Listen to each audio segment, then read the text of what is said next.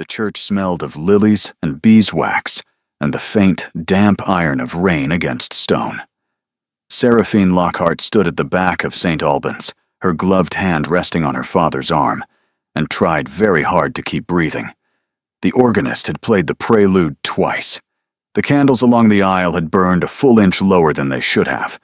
Every one of the 300 faces turned toward her wore the same carefully polite expression, the one that meant they were beginning to wonder. 11:30. The ceremony had been called for 10. "He's coming," her father murmured. Viscount Lockhart had said those 3 words 4 times now, each time quieter than the last, as if he were speaking them to himself rather than to her. "Yes, Papa." "He's coming, Seraphine." "Yes." She did not turn her head. She had learned in the past hour that turning her head made the whispers stop and start again in a different part of the church, like a wind moving through a field. So she kept her eyes fixed on the stained glass window above the altar, on the small blue figure of a saint whose name she could not remember, and she breathed in through her nose and out through her mouth, and she did not let her hand tremble on her father's sleeve. Her dress was ivory silk. There were seed pearls along the bodice that her grandmother had worn to her own wedding in the year 1802, and Seraphine had felt, when the lady's maid fastened them, as though a door in her life was closing behind her, and she had been glad of it. She was 6 and 20. She had waited a long time for this door to close. The church bell rang the 3rd quarter. At the front of the church, a man stood. Seraphine saw him from the corner of her eye, tall and dark and unmoving in the second pew. Cassian Ravenhill, the 11th Duke of Whitmarsh, was her bridegroom's oldest friend and her own silent enemy, and he had not been invited to this wedding. Edmund had sent the invitation without telling her. Now the Duke was standing, and something in the way he stood made the whispers stop entirely. Seraphine turned her head at last. He was looking at the vestry door. A young man in black came through it. Not Edmund. The curate, whose place was behind the altar with the vicar, not walking down the chancel steps with his face the color of wet paper. He stopped at the first pew, where Edmund's mother sat, and bent to her ear, and Seraphine watched the old woman's shoulders straighten, and then fall, straighten, and then fall, as if she had forgotten how to hold them up. Then Edmund's mother turned and looked at Seraphine. Her face said everything before her mouth opened.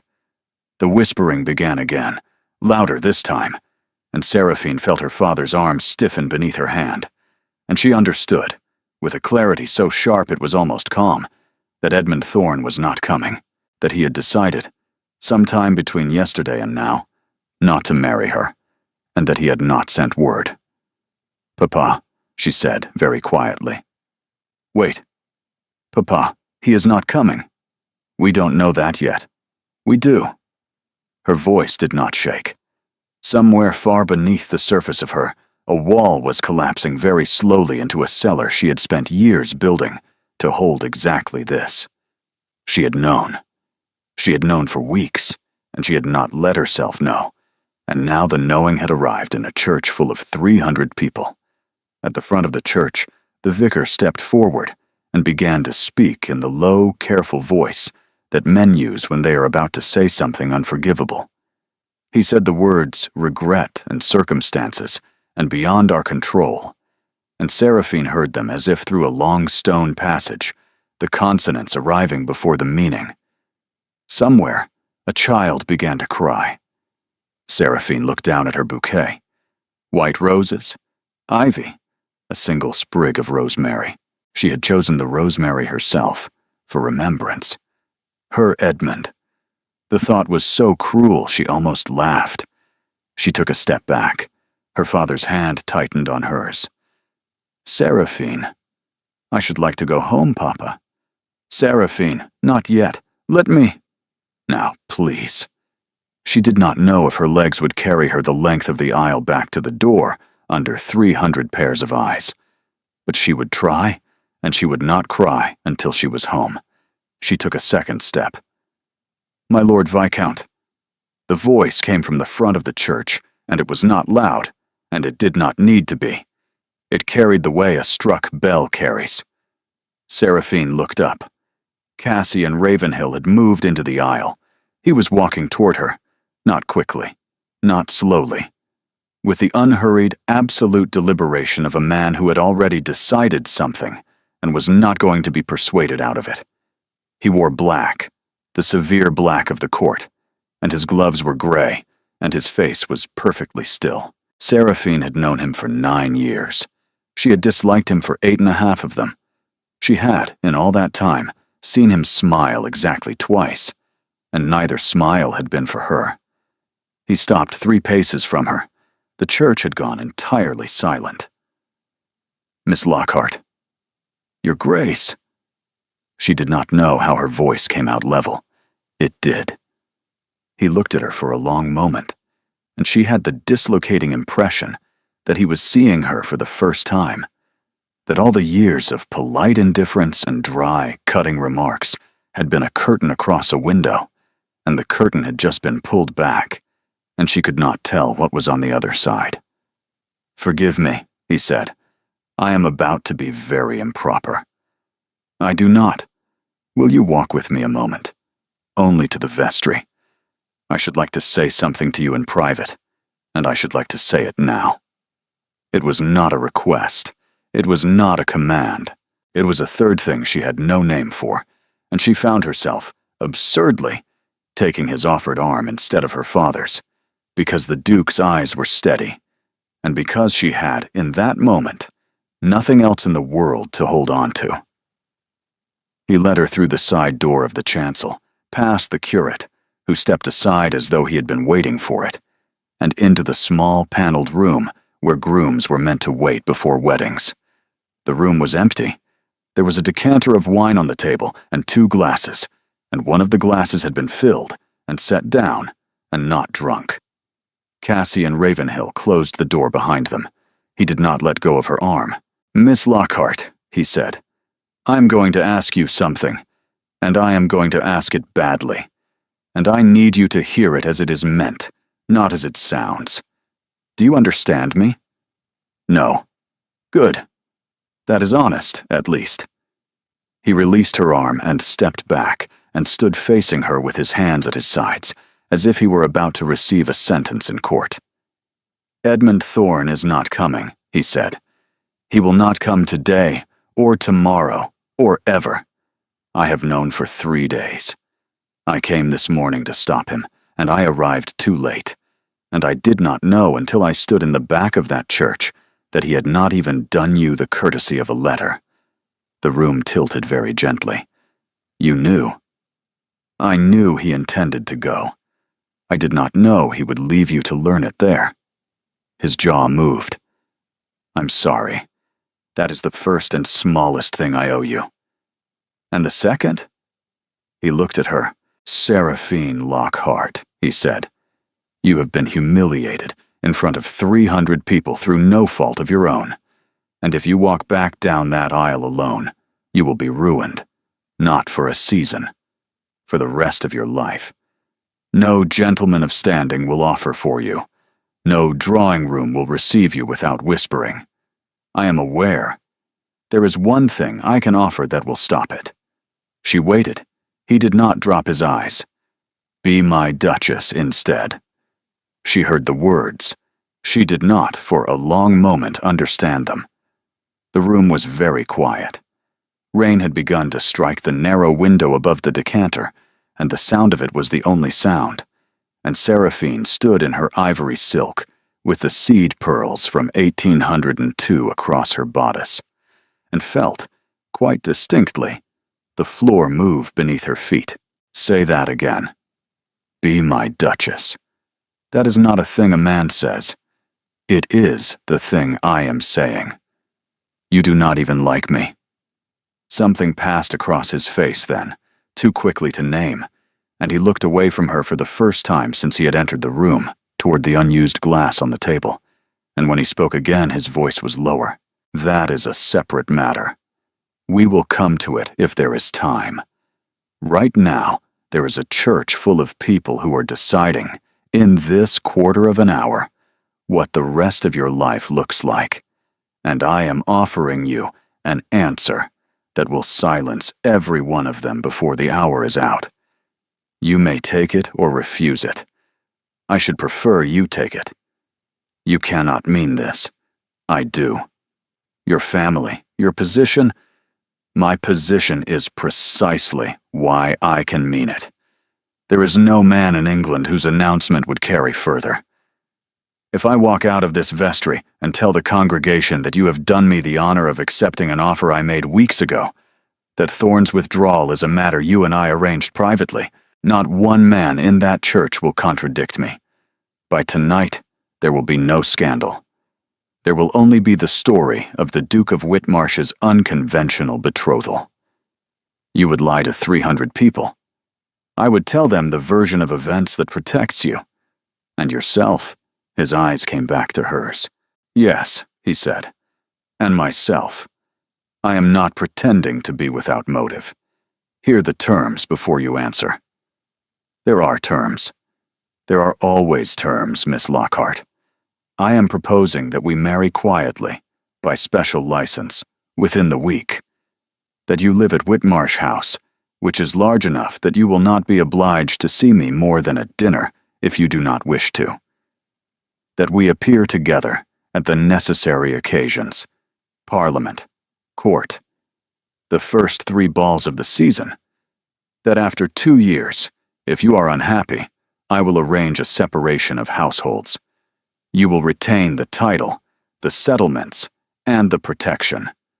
I will not contest any reasonable request. 2 years? 2. Long enough that no one remembers what today was. Short enough that you are not bound by my folly for the rest of your life. She was aware that she was not breathing properly. Why? Miss Lockhart. Why, Your Grace? You have disliked me for 9 years. You have made no secret of it. You told me once, at Almack's, that I danced as if I were trying to escape the room, and you did not mean it as a compliment. Why, today, are you standing in a vestry offering me your name? He did not answer at once.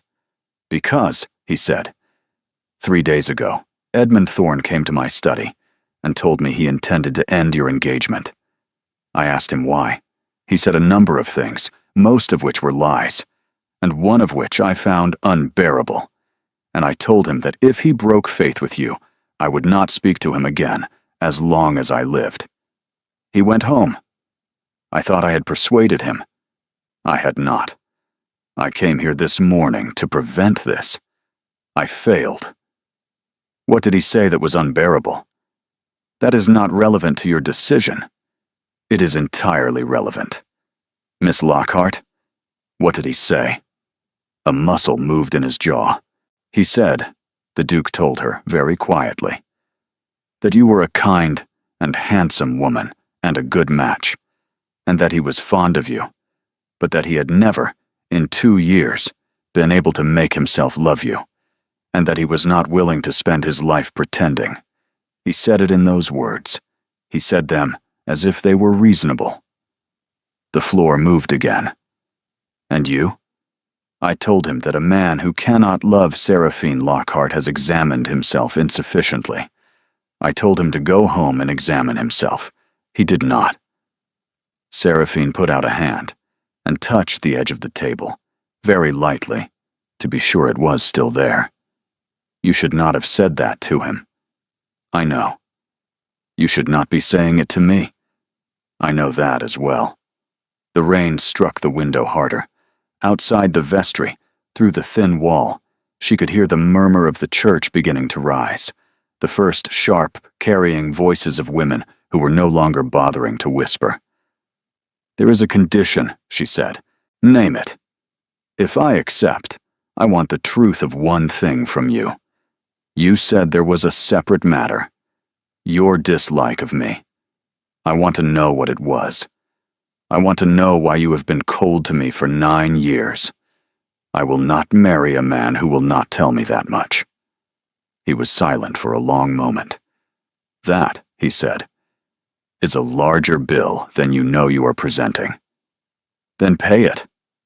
His eyes held hers. There was something in them she had never seen before.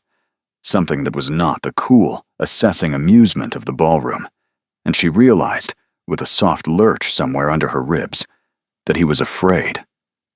Cassian Ravenhill, Duke of Whitmarsh, was afraid of a question she had just asked him in a room 8 feet wide. "Not now," he said. "I give you my word I will tell you. Ask me again in a week when we are married, and I will answer you. I will not lie to you about it. I will not answer it on this side of a wedding vow either. Why not? Because I cannot afford to, and neither can you." She did not understand that. She understood somehow that it was true. She looked down at her bouquet. The rosemary had bruised in her grip, and the air between them smelled suddenly of it, sharp and green and old.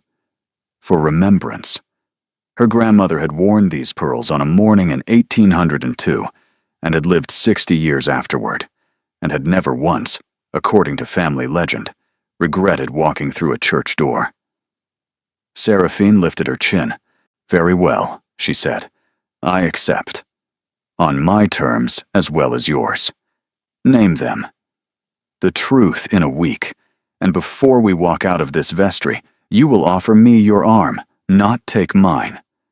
I should like, for the length of one aisle, to be the one who is accepted, and not the one who is rescued." Something changed in his face, not a smile. Something more careful than a smile, and more costly. "Miss Lockhart," he said, "it would be my honor." He offered her his arm. She laid her gloved hand upon it, and felt, under the gray leather, that he was trembling very faintly. He had hidden it well. She had not noticed until she touched him. She did not remark on it. She adjusted the weight of the rosemary in her bouquet, drew one long breath through her nose, and nodded. He opened the vestry door. The church beyond it was still full, and every face turned at once. Cassian did not pause in the doorway. He did not let her pause either. He walked her out into the chancel with the same unhurried deliberation he had used coming down the aisle, and he kept her hand upon his arm, and he did not look at the congregation until they had reached the top of the altar steps. Then he turned. "My lords, my ladies, Reverend Sir." His voice wasn't raised. It filled the church regardless, the way a low note from an organ fills a church, from the floor up. "I must beg your patience and your forgiveness for the confusion of this morning. Miss Lockhart and I owe you an explanation, which I shall give you as briefly as I can, as it has already inconvenienced you longer than it should."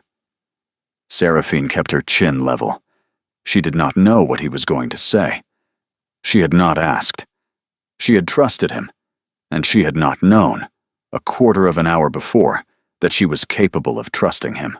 "Some weeks ago," Cassian said, "Mr. Edmund Thorne did me the honor of calling at Whitmarsh House and releasing Miss Lockhart from her engagement. He did so, I should say at once, with her knowledge and consent, and with the full approval of her family. The reasons are private, and I will not trouble you with them. What I will tell you is this.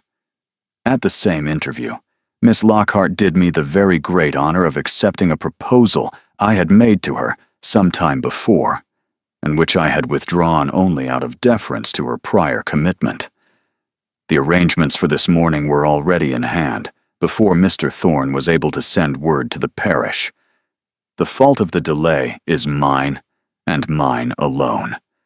I accept it in full, and I apologize for the inconvenience to every person in this church." There was a silence so complete that Seraphine could hear, very distantly, a horse striking its hoof against cobblestone in the street. Then, from the fourth pew, a small, thin voice. Amaris, her sister. 17 years old, slight as a reed, with her hand pressed over her mouth. "Sirrah?" Seraphine turned her head, slowly, and smiled at her sister, and felt, as she did it, that the smile was a real one, that she had found a real one somewhere beneath the wreckage, and she was astonished by that. "It is true, dearest," she said. "I should have told you. I'm very sorry I did not." She saw her mother begin to weep. She saw her father's face, which had been gray, begin to find a shape again. She saw the Dowager Countess of Meredith, 3 rows back, raise her lorgnette, and then, very slowly, lower it, and nod once, and the nod traveled through the church like a stone dropped in still water. If the Dowager Countess accepted the story was accepted. Cassian turned to the vicar.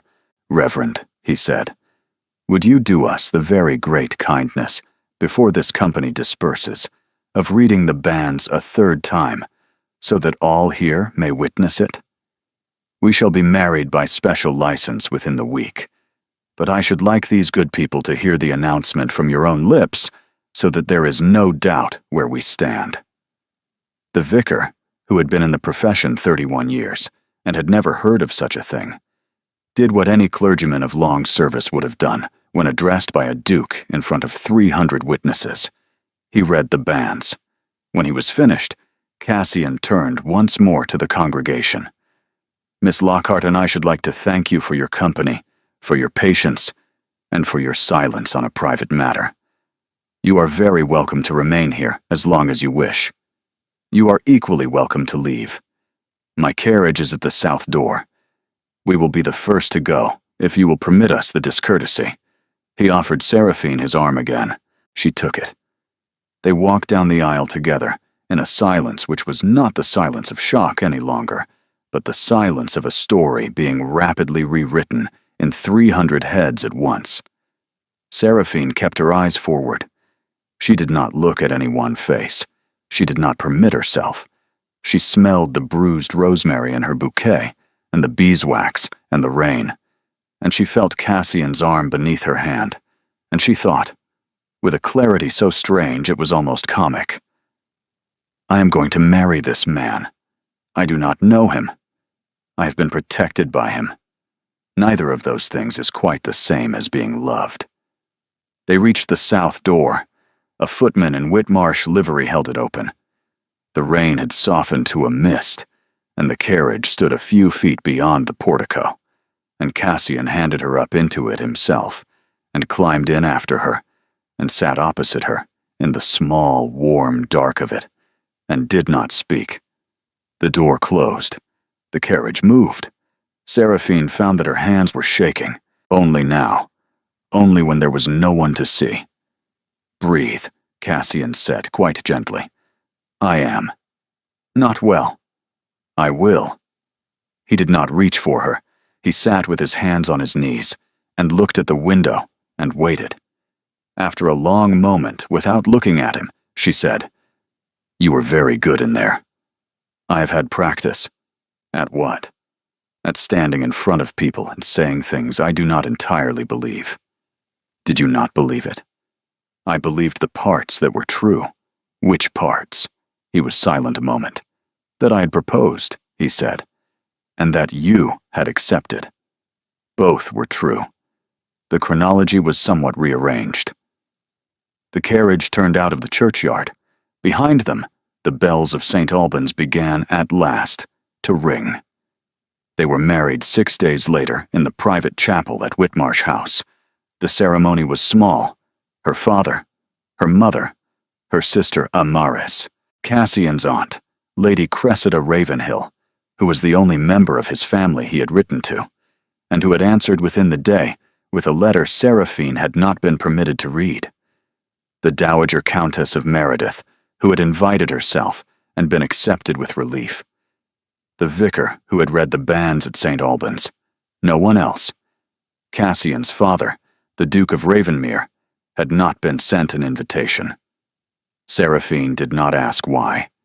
She had seen, in the 6 days she had been a guest at Whitmarsh House, that the subject of the Duke of Ravenmere was a closed door in every corridor of the establishment, and she had learned, in that short time, not to reach for its handle. She wore a pale blue walking dress. Her mother had wept over that choice as well, though differently. The seed pearls had gone back into their case. Seraphine had decided, the night before, that she would not wear them a second time in a wedding that was not the one they had been chosen for. She would keep them for her own daughter, if she had one, and if she did not, she would leave them to Amaris. She had written that intention in the small green notebook she kept on her dressing table, and then had sat for a long while looking at the sentence, and had closed the notebook, and had gone to bed. Cassian wore gray. She noticed it as she walked into the chapel on her father's arm, and she noticed it again at the altar, and she understood, with the small internal shock of understanding a man for the first time, that he was trying to tell her something. Gray was not the color of a bridegroom. It was the color of a man who did not wish to pretend. He had not dressed for a lie, even the lie they were about to speak to each other. He had dressed for the truth of what this was.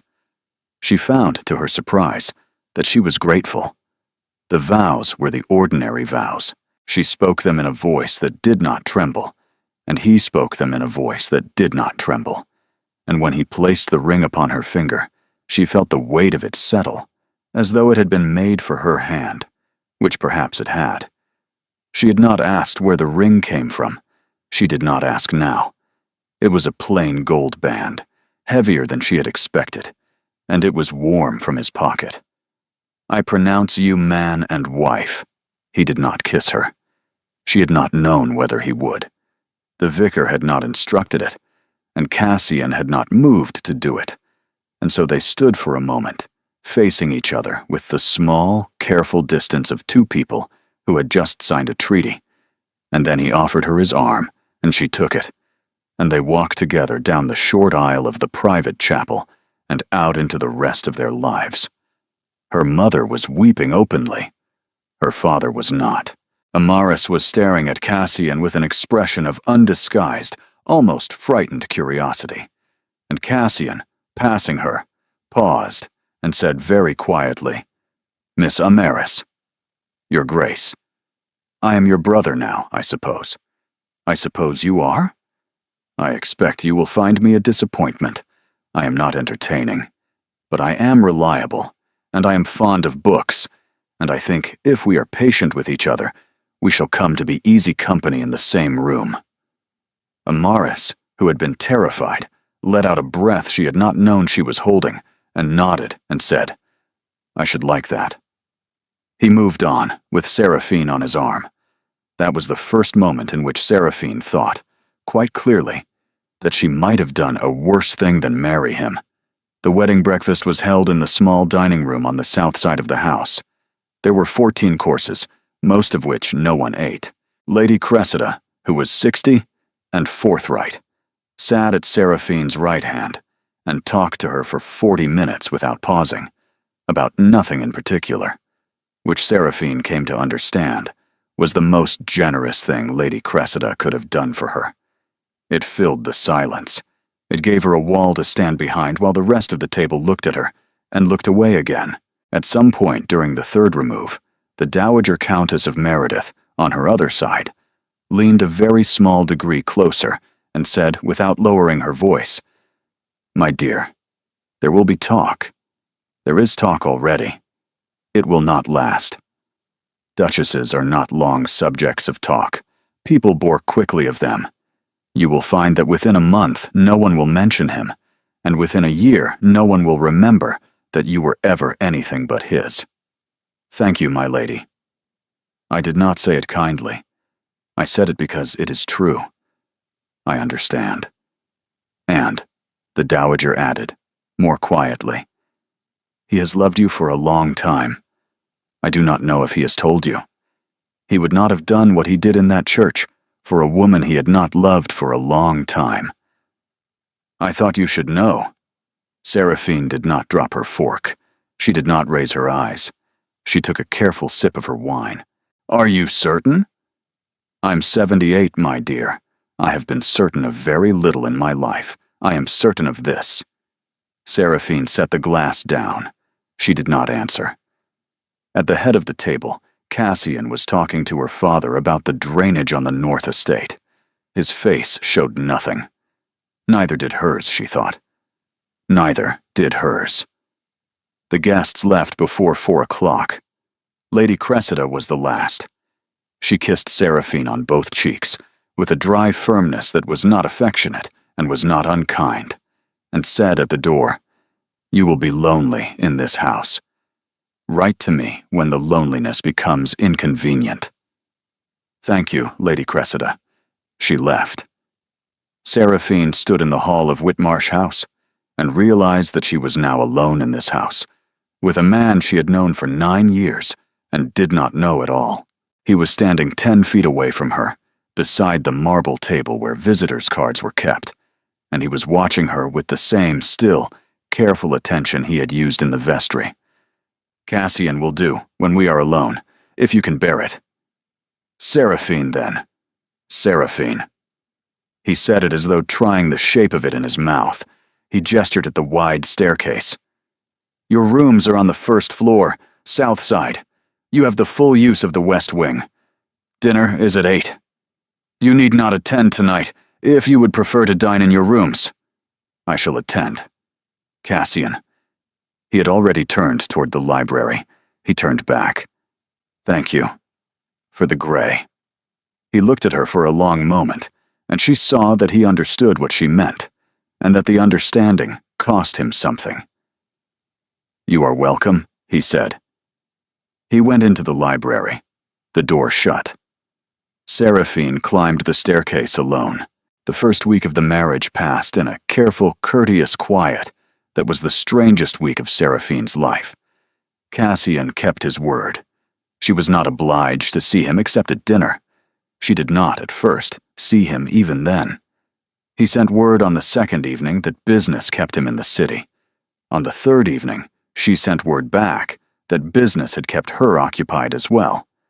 On the fourth evening, without any written exchange, they appeared together in the dining room at 5 minutes before 8, and began, very cautiously, to talk. He was, she discovered, not at all what she had thought. She had known him in ballrooms. She had known him across the length of dinner tables, where his remarks had reached her polished and trimmed like hedges. She had not known the man who sat across from her now, in his own house, who ate slowly, who listened more than he spoke, who asked her questions about books she had actually read rather than books he expected her to have read. She had not known he had a brother in Devon who was a clergyman, or that he wrote to that brother every fortnight without fail, or that he kept, in the small desk at the window of his library, a miniature of his mother, who had died when he was 11. 9 years, she thought. 9 years of standing in the same rooms. "You were staring at me," he said, on the 6th evening. "Forgive me." "No." "Go on. What is the question? Why did you never speak to me as you speak now?" He set his knife down. "Because," he said, "I was not permitted to. By myself. You will think less of me when I tell you why. I should prefer to postpone that conversation until tomorrow, if you will allow it, because I should like to have one more pleasant dinner with you before I owe you a difficult one. Tomorrow is the 7th day. I know. You said a week. I know." She looked at him for a long moment. She nodded. "Tomorrow, then." They did not speak of it again that evening. He walked her as far as the staircase and bowed and went back to his library. She climbed the stairs alone for the 6th time. The 7th day was a Tuesday, and it was raining again, and she found herself unable to sit still. She rode in the morning in Hyde Park, with a groom at 15 paces. She returned at 11:30, answered 2 letters from her mother, wrote one to Amaris, opened a book, and closed it again without reading a line. At 5, she changed for dinner. At dinner, they did not speak of the promise. He did not raise it. She did not either. She had learned enough of him in 6 days to know that he would not renege, and that he required, in certain matters, to be the one to choose the moment. They dined.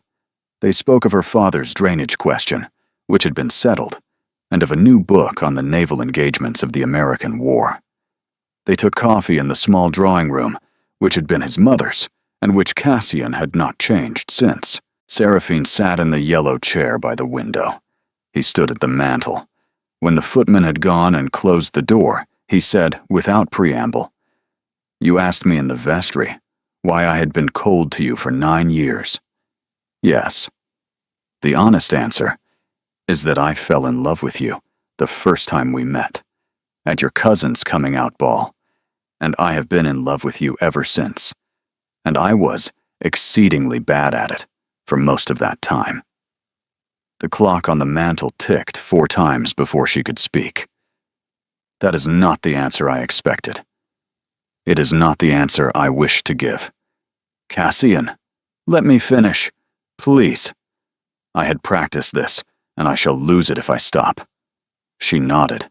"I was 23, he said. "You were 17. I had been told since I was a boy that I would marry a particular kind of woman, and I had accepted that I would. And then you laughed at something at your cousin's supper, and I understood, quite clearly, that I had been told wrong. I could not act upon it. My father had made arrangements. I was engaged, though not publicly, to a young woman I had met twice. It was expected that we should be married by the end of the season. I went home from your cousin's ball, and I wrote a letter breaking that engagement, and I didn't send it because I was a coward, and because I believed, in those days, that it was better to be unhappy in a predictable way than to be happy in an inconvenient one. I married her. She died 18 months later in childbed. The child did not live.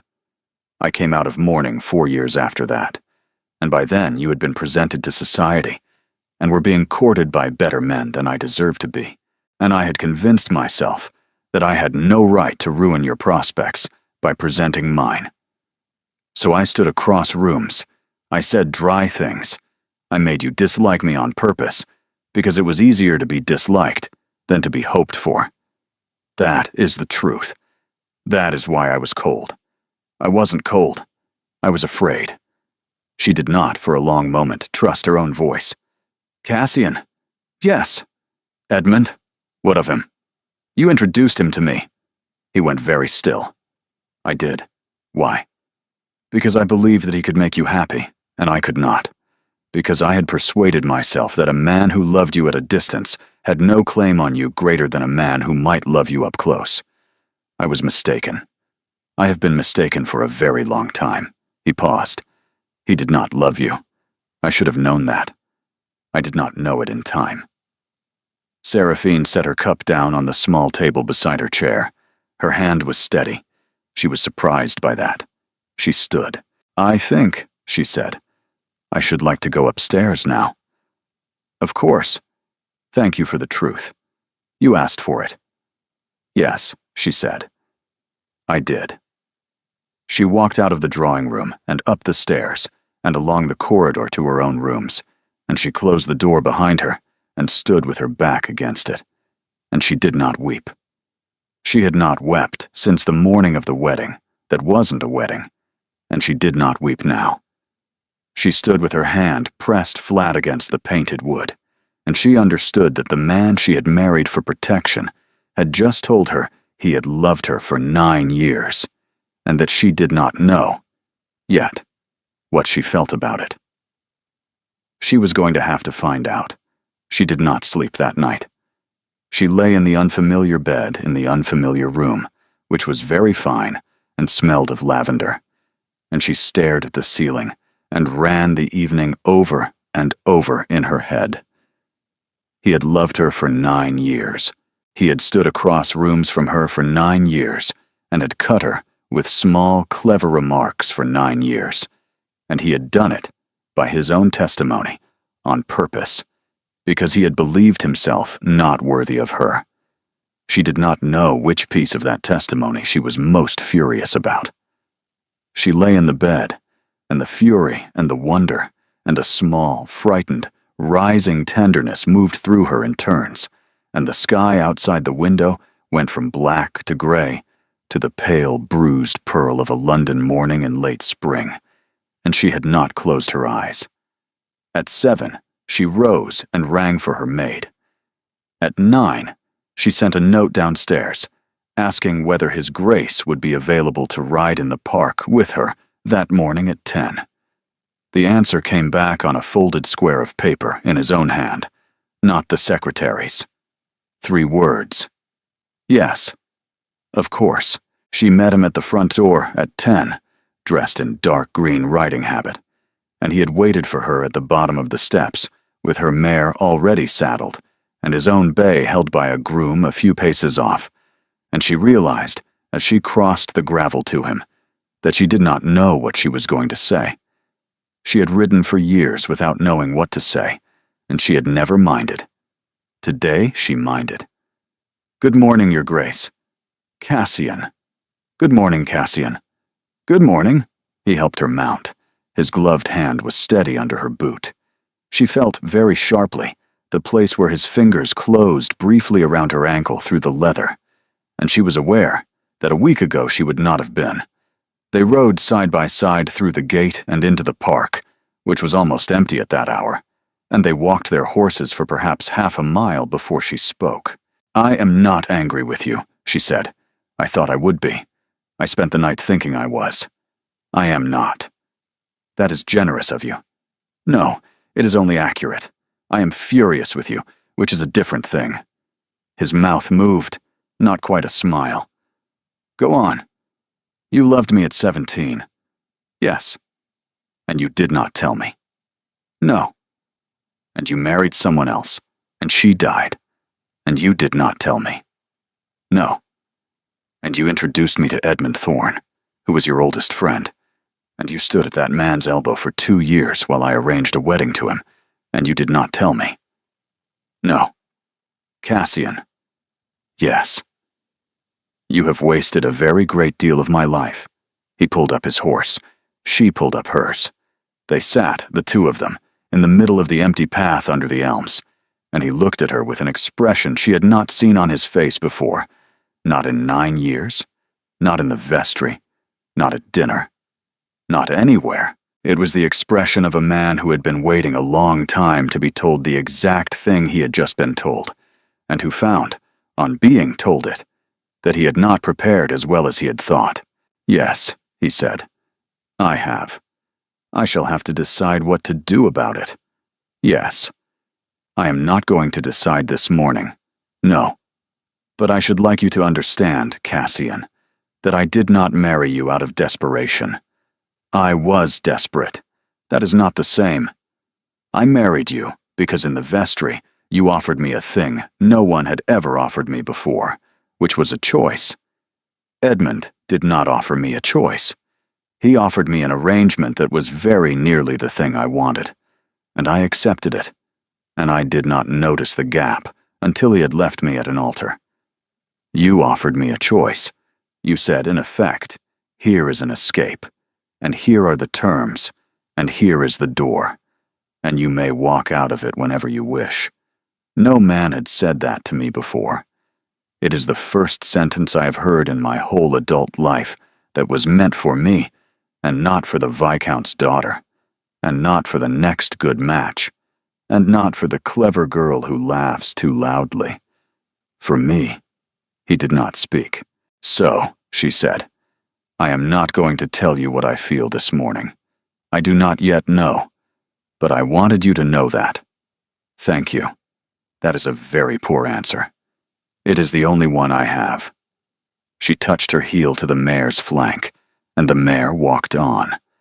And after a moment he touched his heel to the bay, and he came alongside her, and they rode in silence to the end of the elms and back, and did not speak again until they reached the gate. At the gate he dismounted, and held up his hand to help her down, and she let him, and he kept her hand in his for a second longer than was strictly necessary, and she did not pull it away. "Cassian?" "Yes." "There is a supper at Lady Meredith's on Thursday." "I know. We are expected." "Yes. Edmund will be there." He went still. "Will he?" The Dowager has told me so. She wrote this morning. She asked whether I wished her to disinvite him. I have not yet answered. What would you like to do? I should like to go, and I should like you to come with me, and I should like, if he addresses me, to be the one to answer him. He looked at her for a long moment. Yes, he said. All right. You will not intervene. I will not intervene unless he lays a hand on you or lies about you in public, and at that point I shall intervene, and I shall do it thoroughly. Agreed. Seraphine. Yes. He is my oldest friend. Was. Whatever he is now. I should like you to know that I have already decided, if he speaks to you in a way I do not care for, that he will no longer be any sort of friend to me at all. I have already decided that. I am telling you so that you know, before Thursday, where I stand. Thank you. She turned and walked up the steps of Whitmarsh House, and did not look back at him, because she did not entirely trust her face. She was thinking, as she climbed the steps, about something else the Dowager Countess had written in her note this morning, in a postscript that had been very carefully placed. Do be careful, my dear. Lady Harrowgate is also attending, and she will have been told things. She will have a letter in her reticule. I cannot tell you what is in it. I can tell you only that it exists. Seraphine shut the door of her rooms behind her. A letter. She did not yet know whose. Thursday evening. Lady Meredith's house in Berkeley Square had been lit from cellar to attic, and the line of carriages along the railings stretched the length of the square and into Hill Street. Seraphine and Cassian arrived at 9:15, which was late enough to be noticed, and early enough to leave. She had considered both the arrival and the departure with the care of a general planning a campaign, and Cassian, who had watched her do it without comment over the last 2 days, had agreed to every detail. She wore deep blue silk with silver at the bodice. No pearls. The Whitmarsh diamonds were at her throat, cold against her skin even through the powder, and they were Cassian's first gift to her, and she had accepted them only when he had told her, quite dryly, that to refuse them in her first week as his wife would be an act of war she did not yet have the forces for. She had laughed then, which had surprised them both. Now she was not laughing. The Dowager Countess met them at the head of the stairs. She took one look at Seraphine, and another at Cassian, and said, under the noise of the crowd, "He has arrived. He is in the second drawing room. Lady Harrowgate is with him. They have been speaking for 20 minutes. I cannot separate them without causing precisely the scene you are here to prevent. You will have to go to them. Thank you, my lady. You are very welcome. If it goes badly, my blue sitting room on the second floor is empty, and the door has a bolt. I shall remember that." They went through. The second drawing room was smaller and warmer, and quieter than the first. There were perhaps 40 people in it, and it had the peculiar silence of a room in which 40 people are trying to listen to a conversation they are all pretending not to hear. At the far end, beside the pianoforte, Edmund Thorne stood with Lady Harrowgate, a small, bright-eyed woman of 50, with a reputation for malice she had earned over 4 decades. Edmund saw them first. He did not move. Seraphine understood, in that moment, that he had positioned himself at the pianoforte specifically so that she would have to cross the length of the room to reach him, and that Lady Harrowgate had been placed at his elbow specifically so that whatever he said to her would be witnessed by one of the 3 most effective carriers of news in London. Cassian, at her side, made the smallest possible sound in his throat. She pressed her fingers very briefly on his sleeve. He did not speak. They crossed the room. "Mr. Thorne, Your Grace." He bowed. It was a correct bow, and not a good one, and she saw, with a small pulse of pity she had not expected, that he was frightened. Edmund Thorne, who had ridden to hounds for 15 years, and had once walked out of an opera because the tenor displeased him, was frightened of her. She had not imagined she would live to see it. Lady Harrogate. Duchess, how very well you look. Quite recovered. Thank you. One is so grateful for concern. I was saying to Mr. Thorne how extraordinary the circumstances of your wedding were. Were you? You must have been very well informed. Lady Harrogate smiled, a smile that went no further than her teeth, and Seraphine saw the gleam of something in her lap, under the fold of her fan. A folded paper. Cream. Sealed once and opened. Edmund's hand, she thought, with the certainty of a woman who had read that handwriting for 2 years. A letter from Edmund, handed to Lady Harrogate not 10 minutes ago. I had the particulars from Mr. Thorne himself, the lady said. He has been very frank. I believe he is preparing to be frank this evening to anyone who asks. How tiring for him. I had thought perhaps, Duchess, you would wish to hear what he has to say before it is repeated elsewhere. I can imagine what he has to say. I lived with him for 2 years. Edmund flinched. He tried not to, and failed. I beg your pardon, Your Grace. No, Mr. Thorne, do not beg it. I do not wish to hear you beg anything.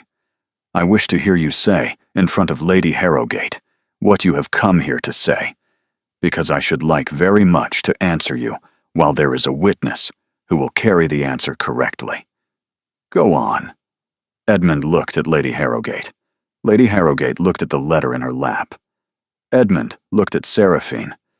Cassian, beside her, did not move. I had written to Lady Harrogate, Edmund said, a short account of the events preceding our wedding. I had thought it best that the truth be known. The truth as you understand it. Yes, and that truth is that the engagement between yourself and the Duke of Whitmarsh was not, as he represented to the congregation at St. Albans, arranged weeks prior to the ceremony.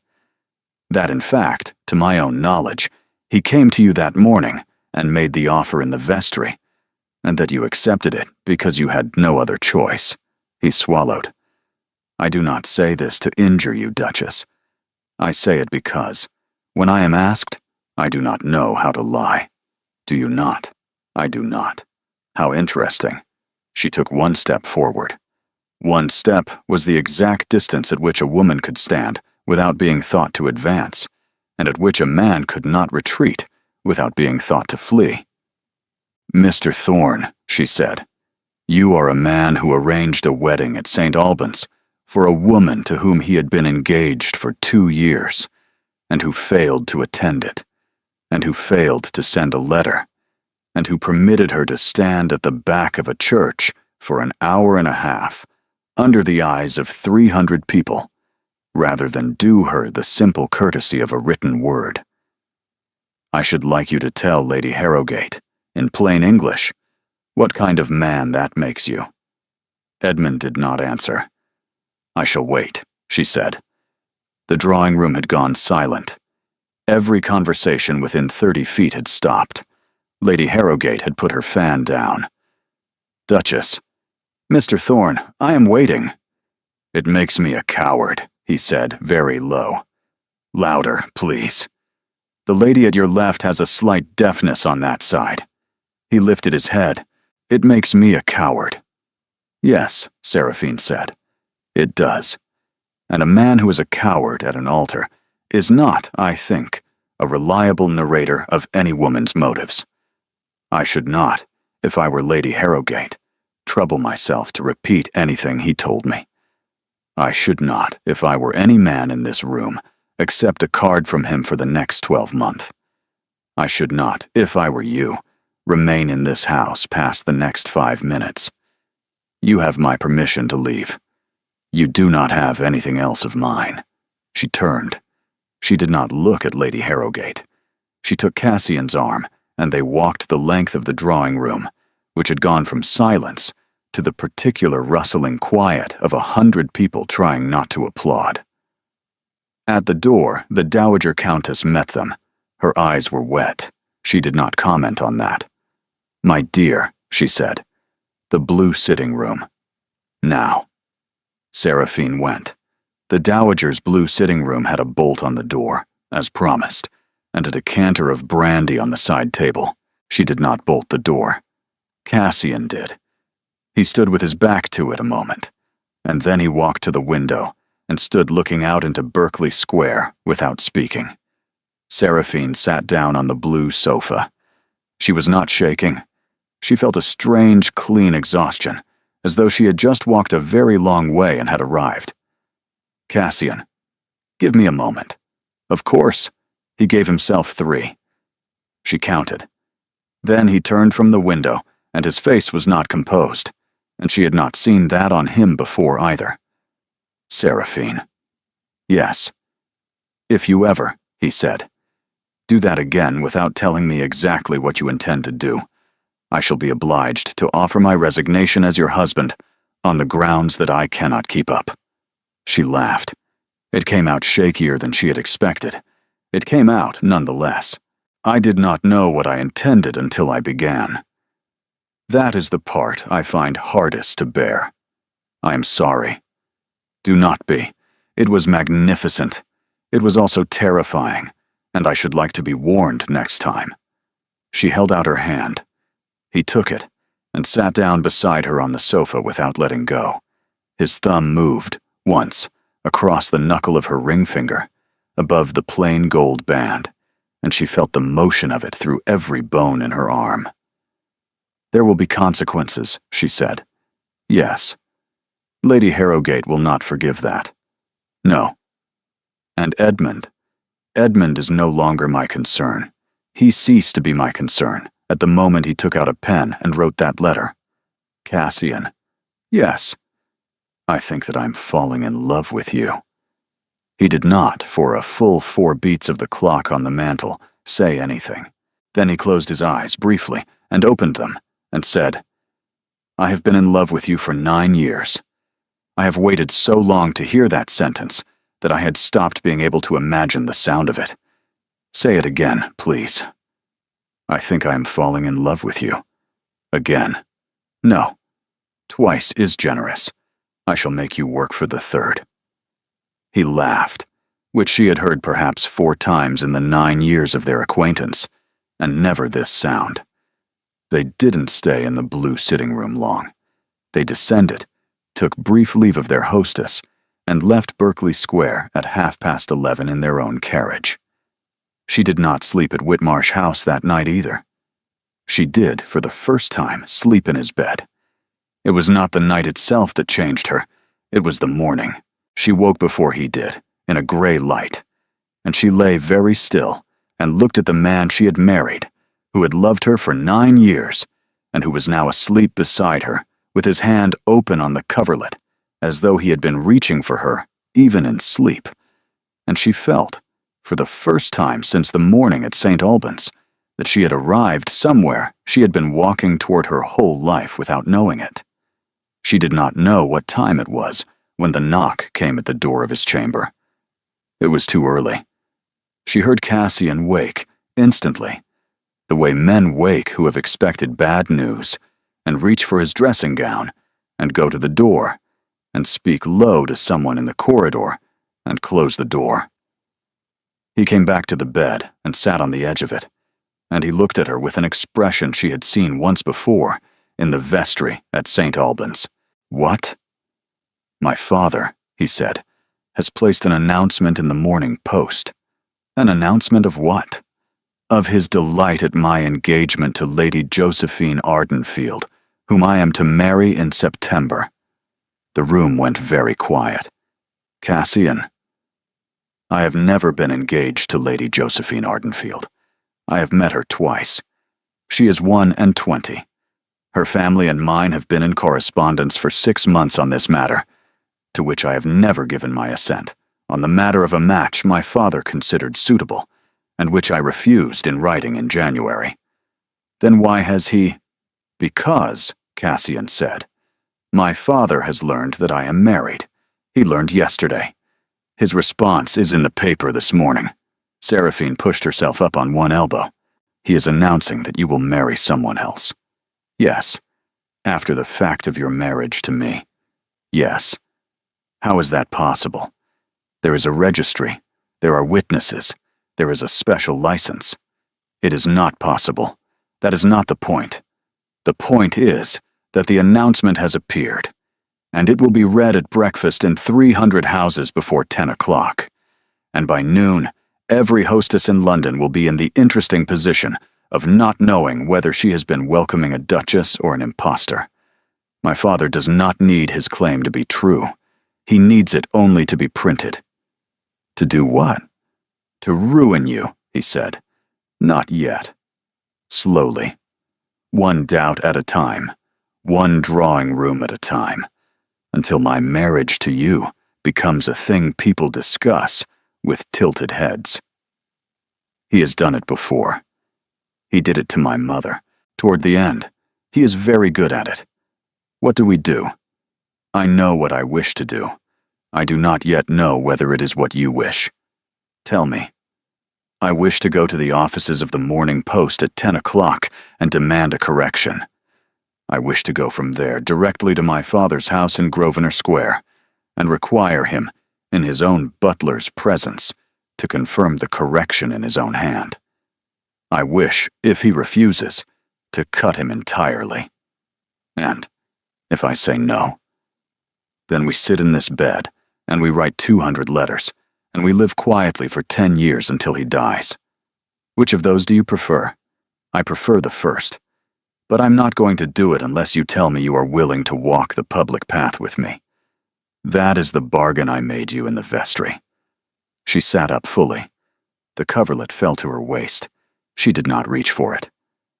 Cassian. Yes. Dress. I shall ring for the carriage. They were at the offices of the Morning Post by 10 minutes to 10. The editor, Mr. Hargrove, was a small, dapper man of 50. He rose from his desk when they were shown in, and his eyes went first to Cassian, and then, after a visible hesitation, to Seraphine. She had worn gray, the color Cassian had worn at their wedding, because she had wanted to make that point silently. Your Grace. Your Grace. Mr. Hargrove. I am very much honored. How may I? You have printed this morning, Cassian said, setting the folded paper on the desk, an announcement of my engagement to Lady Josephine Ardenfield.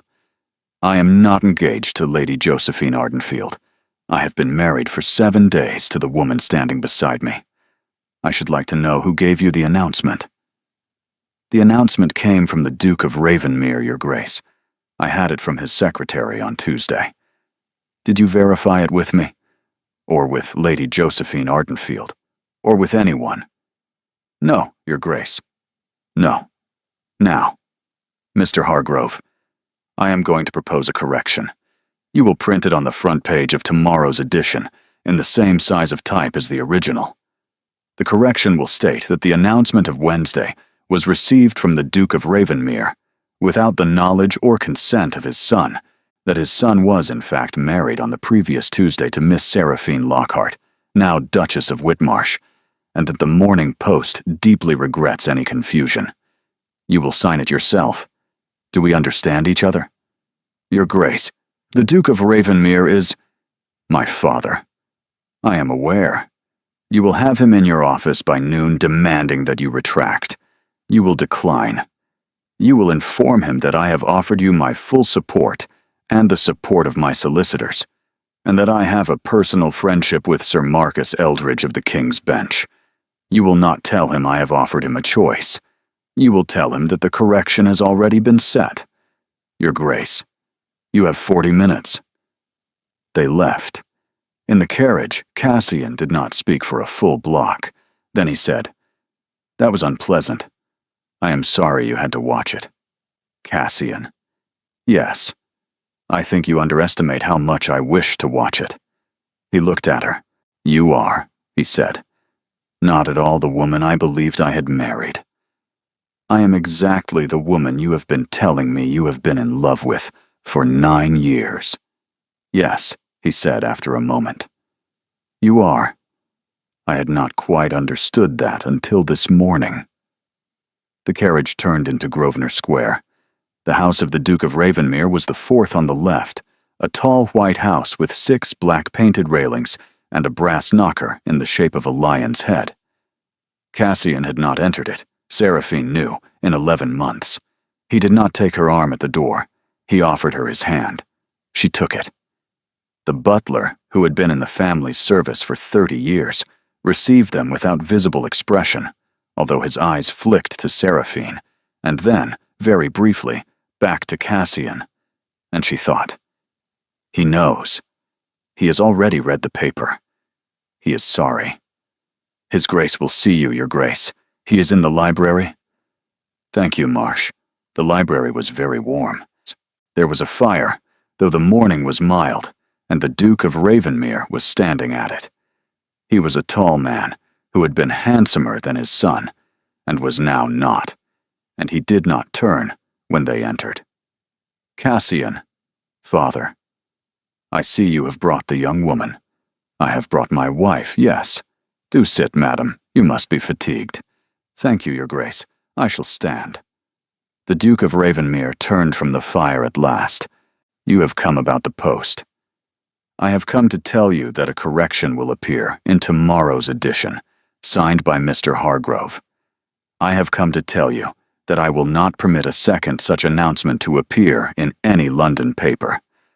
I have come, finally, to tell you that if you make any further attempt to publish a fiction about my marriage, I shall cut you. Not quietly, not gradually, publicly, entirely, and once. I shall not enter this house again. My wife shall not. My children, if we have them, shall not know your name. You would not dare. I have married a woman of my own choice in defiance of an arrangement you made without my consent. You have asked me for the last 22 years to be a son you could be proud of. I am, at last, trying. Father, you have 1 week to write to Lord Ardenfield, in your own hand, releasing his daughter from any understanding you had led him to believe existed. I shall require a copy. If I don't have it by this day next week, the correction in the post will be the first of a series. He turned. He walked out. Seraphine, who had not moved, turned to the old man at the fire. Your Grace, she said very quietly, I regret that we meet under these circumstances. I should have liked to know you. Good morning. She followed Cassian out. On the carriage step he stopped and looked at her, and for one moment she thought he was about to weep. He did not. He helped her in, climbed in after her, and sat opposite her, and pressed his fingers hard against his closed eyes. Cassian. A moment. Of course, he took it. He took 2. Then he dropped his hand and looked at her. I have been afraid of him, he said, since I was 6 years old. I had not imagined I could speak to him like that. I could not have done it without you in the room. You did it. I did it. Cassian. Yes. Go home and sleep. You did not sleep last night, and neither did I. And we have done a very great deal of living for one morning. There will be letters by the afternoon.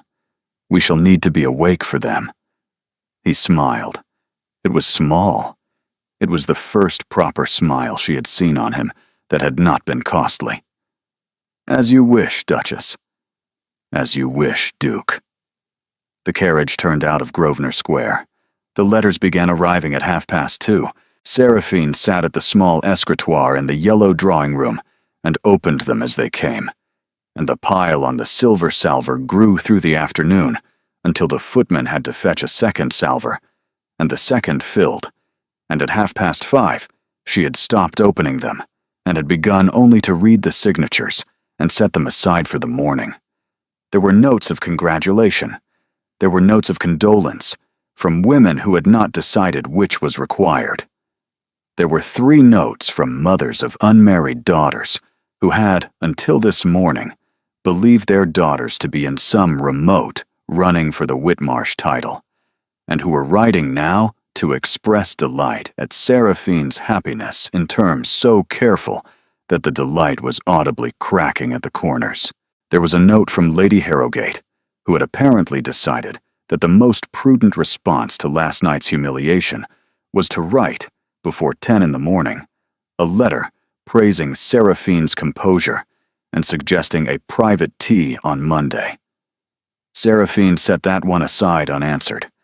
There was a note from Seraphine's mother, who had read the post at breakfast and was writing, in the even, steady hand she used for crises, to ask whether she should come to town. Seraphine replied to that one first. "No, Mama, we are well. Do not trouble." There was also a note she had not expected. It arrived at 5 minutes past 3, on thin gray paper, sealed with a plain wafer, and not a crest, in a young woman's hand she did not know. "Your Grace, I understand you may not wish to hear from me. I write only to tell you that I read the Morning Post this morning with astonishment, and that I have today written to your husband's father to inform him that I have no understanding whatever with the Duke of Whitmarsh, that I have never believed there to be one, and that I should be grateful if my name were not employed again in any correspondence concerning his son's affairs. I have also written to my own father to the same effect. I do not know what will come of either letter. I wished you to know that the letters were sent. I had the privilege of meeting you once, 3 years ago, at my cousin's garden party in Richmond. You spoke to me at length about a book. I do not believe you will remember. I remember. I wish you every happiness. Please do not trouble yourself to reply." Josephine Ardenfield Seraphine read the note twice. She folded it carefully and laid it on the escritoire rather than the salver in a separate place. She was still looking at it when Cassian came in. He had risen from his sleep at 2 and had eaten something on a tray and had not troubled her while she worked. He was dressed again now, properly, and he crossed the room and stood at her shoulder, and she handed him the note without speaking. He read it. He folded it. He set it down. "Seraphine. Yes. I am going to marry you all over again one day in a proper ceremony, and I am going to ask Lady Josephine Ardenfield if she will stand as one of your witnesses, because I should like her to be on the register when it is done. She does not know me. No, she knows you enough." He paused. "That is a brave letter. I did not expect it. I did not either.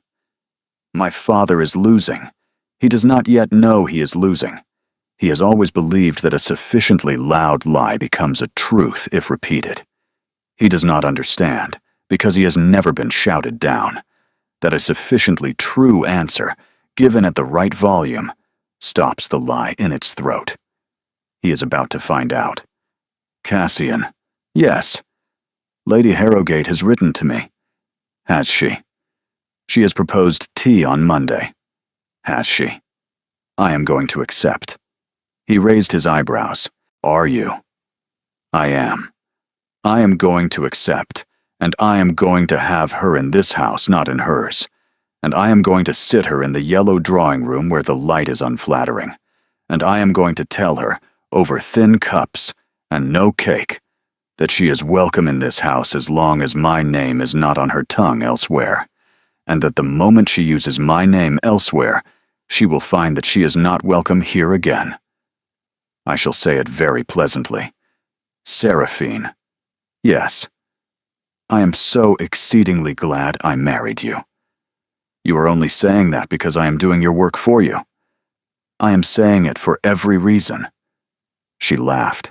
She was discovering that she could, now, laugh at her own jokes in his presence, which was a thing she had not been able to do with Edmund.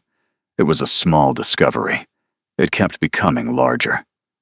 The footman came in with another letter. "From Devon, Your Grace." Cassian took it. He read it. His face did not change at first. Then it did, in the small, careful way she was beginning to recognize, the way that meant he had been struck and would not show it. "Cassian, my brother is coming to London. Is that good news? I do not know yet. Henry does not travel. He has not been to London in 4 years. He writes that he has heard of the announcement, and that he intends to be in town by Saturday, and that he wishes to speak with me before I do anything further. He writes that he believes he has information about our father's health that I should know before I make my decision about the courts. He folded the letter. I have not told you everything about my father. I know. I did not know that Henry knew anything at all. He has been silent on the subject for years. What do you think the information is? I do not know. Cassian. Yes. Whatever it is, we shall hear it together. Do you agree? I agree. The clock on the mantel struck 6. Outside, in the square, the sky had gone to the particular light blue that London keeps between 5 and 7 in late spring, and the first of the lamplighters was moving along the railings with his pole, and Seraphine watched him through the window and was aware, for the first time since St. Albans, that she was not frightened of the morning. She did not know, as she turned from the window, that the footman was already on his way up the stairs with a second letter from Devon, which had arrived 5 minutes after Henry's, and which had been brought up separately because its seal was the Duke of Ravenmere's, and which was going to change everything her husband believed about his own father. She did not know this. She turned from the window, and she smiled at Cassian, and she went to him, and she took his hand in both of hers, and she thought, "We have done very well today." The footman knocked. The letter was in Cassian's father's hand. Seraphine saw that before Cassian saw it. She was the one facing the door. The footman laid the letter on the small tray beside Cassian's elbow and withdrew, and she watched her husband look down at the writing on the cover and go very still, and she understood, before he had broken the seal, that the letter was going to be terrible in one direction or another, and that they had used up the morning's supply of luck. "Do you wish to read it alone?" "No." "Very well." He broke the seal. He read it. He read it a second time, more slowly, with the paper held closer to the light at the window. Then he walked back to her, and he handed her the letter, and he sat down in the yellow chair by the fire, and he put his face in his hands. She read the letter. It was not long. It was 4 paragraphs in the Duke of Ravenmere's thin, cramped hand, written on a single sheet, and it said, "To my son. I had not intended to write to you today. I have this afternoon been informed by Mr. Hargrove that a correction will appear over his signature tomorrow. He did not ask my leave to tell me. I honor him for it. I shall not contest the correction. I shall not write again to Lord Ardenfield, nor to any party, on the subject of your marriage. I shall not enter this house again in pursuit of a daughter-in-law I had chosen for you, as you are already married, and I am, at last, too tired to pretend that my choosing was any better than your own. I write also to tell you what your brother has undertaken the journey from Devon to tell you in person. I have been unwell for some months. I had not the courage to tell you. Dr. Foster gives me perhaps 8 months. I have arranged my affairs. I shall not ask you for anything you are not willing to give. I shall not trouble your wife. I should like, if it is possible, to know her before I am gone. I shall not require it. I have been wrong. I have been wrong about you, and about her, and I was wrong about your mother, and I have been wrong about most of the things I insisted upon in my life. I am telling you this without expectation of reply. You may show this letter to your wife if you wish. You may not. I leave it entirely to you. Your father." Seraphine set the letter down on the small table beside her. She did not speak. Cassian did not lift his face from his hands. The clock on the mantel struck the half-hour. Cassian. A moment. Of course. He took 3 minutes. She did not count them. She stood up and crossed the room, and went to the side table, where the tea things had not yet been cleared, and she poured a glass of water for him, because she did not know what else to do with her hands, and she brought it back, and she set it on the table, and she sat down beside him on the arm of the yellow chair, and she put her hand on the back of his head. He wept. He had not wept in her presence before. She had not known whether he ever did. He wept for a long time in silence, with his face in his hands and her palm on his hair, and she did not speak, and she did not move. After a while he straightened, and he looked at the water, and he drank it, and he set the glass down. "Seraphine." "Yes." "This morning in Grosvenor Square." "Yes." "I told him I would cut him. I told him publicly. I told him his grandchildren would not know his name." "Yes." "And he went home, and he sat down, and he wrote to me that he is dying. And he did not use it. He did not use it to stop me. He did not write, 'Do not cut me. I am dying.' He wrote, 'You were right.' Yes. Seraphine. Yes. What have I done?" She was silent for a long moment. I do not know," he said, "how to thank you for this." "Then do not. Go to your father." "Seraphine." "Yes." "You said last night that you thought you were falling in love with me." "I did." "Would you revise the statement?" She looked at him. "Yes." "In which direction?" "The one you are hoping for." "Say it, please." "I am in love with you, Cassian Ravenhill. I was not sure of it last night. I am sure of it now. I've been sure of it since the moment you handed me that letter, without reading it first yourself, because you trusted me enough to read it with me. Go to your father. Come home to me. We shall have the rest of our lives to say the rest of it." He rose. He kissed her on the forehead, which was not a lover's kiss, and was larger, and he went to the door, and he turned. "I shall be home before midnight." "Go." He went. For a full minute she did nothing at all. Then she picked up her husband's father's letter, and she folded it carefully along its own creases, and she put it in the small locked drawer of the escritoire, where she had begun to keep the things she did not wish to lose. 9 years. It was November, and the garden at Whitmarsh House was bare, and the first snow of the year had fallen during the night. Seraphine stood at the long window of the library and watched 3 children chase each other across the lawn under the supervision of a nurse who had long since given up trying to keep them warm. Hugh was 8, and dark, and serious, and had his father's jaw. Mira was 6, and fair, and laughed as though laughter were a trade she had taken up professionally.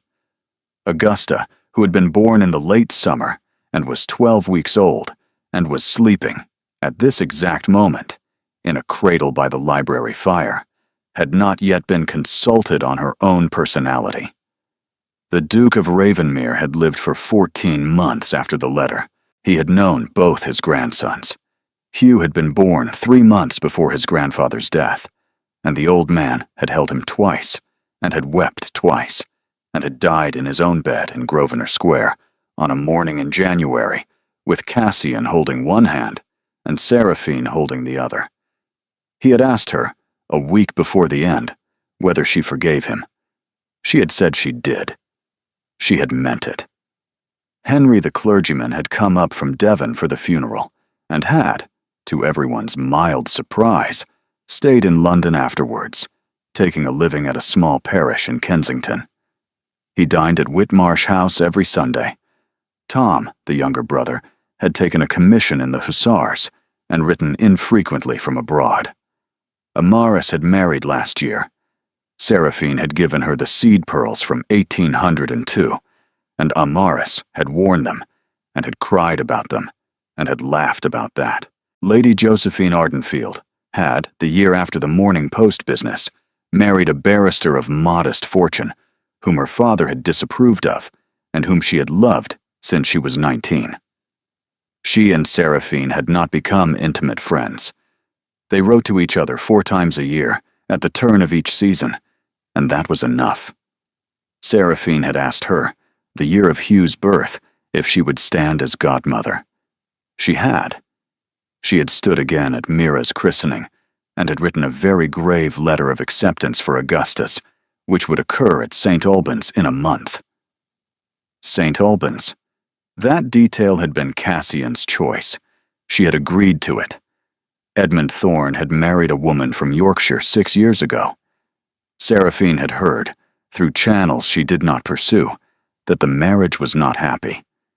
She did not rejoice in that. She did not sorrow in it either.